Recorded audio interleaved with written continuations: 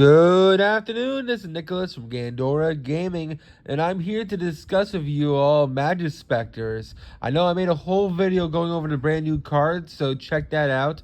But this is more of a discussion video on if Kirin will be coming back.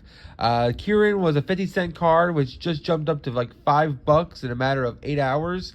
And yeah, we gotta discuss this. So Majespecter Kirin is a very, very powerful card. A lot of Majespecters are. They had their time in the sun many years ago with Metaphors and a whole bunch of different archetypes that splashed the Bambuku engine. Even the Bambuku engine nowadays is still seeing play in Draco Slayers. But Majespecters as a purebred archetype really did die when the Links came out. A Link 4 era really did murder them, and losing Kirin really did murder them. Kirin is their boss monster. He is still on the ban list for the OCG and TCG. And the big debate now is, will Kirin come off the list? Kirin is their boss monster. He can't be destroyed by other card effects. Basically, can't be targeted. He is really good. All the Majespecters share that effect. And he's a pendulum, and he's a decent scale for the archetype. And he's basically a quick effect pop, where basically you get to pop a card. Is that good enough for the Majespecter archetype with the new cards they got if Kirin came back? It's a really good question because the new cards are absolutely insane. If you've not read the new Majespecter cards, they're absurd. Their Link 2 is absolutely cracked. It's basically Metaphors Electromite for the Majespecter archetype, and their XYZ basically says, hey, I'm going to spell summon 2 Majespecters from my deck on your turn when I'm interrupting you, and then I'm going to be plussing off them. Every Majespecter pluses, which is absolutely insane. And there's a lot of new one-card combos to end on, like, the XYZ, the Link 2, plus 2 back row traps, plus secret spellcaster,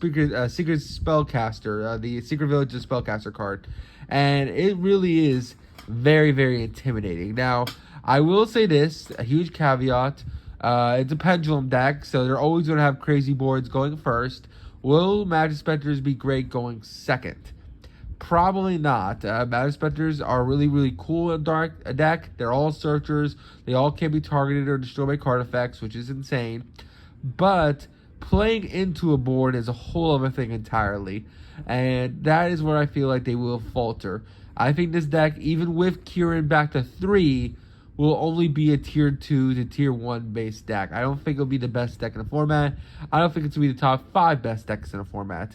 But I do think these new cards make Majespecters tier 2 competitive, which is absolutely terrifying because this deck at your locals will win games. This deck is primed to win games. Every card this deck reads literally says +1. And the fact that all the monsters can't be destroyed by battle or card effects is really, really strong. They're all like mini chaos max dragons, which is intimidating as hell. Yes, they're small, but when they get searches every single turn, they're just plussing you into infinity. So honestly, it's really hard to say where to go from here. Now, I will do a huge caveat. If Kirin is not taken off the list, if Kirin stays banned, then this deck is not good. I'll tell you that right now.